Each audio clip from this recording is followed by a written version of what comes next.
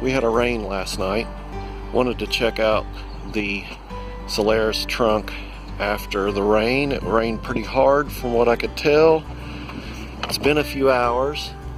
Let's check down here in this wheel well and see if we have any water come in.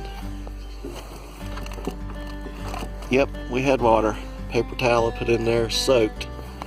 So fixing the gutter drains didn't help, but it was a good place to start. One more place for water. I did this yesterday. Let me show you how you get the back seat up. There's a clip here, right in the middle of each seat. I used a pry bar yesterday. There's one here, and then one on the other seat. Not sure I can pull it up by hand.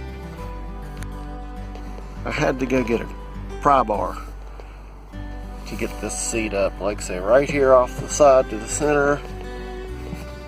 Let's give it a pop here. Hear that pop? Sounds like you're going to break something.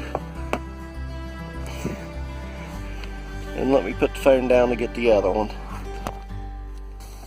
Okay, I hope you can see this. You see these?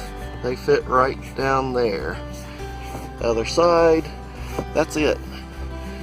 I will hold this up and I hope you can see. That's it. So there's the seat out of the way.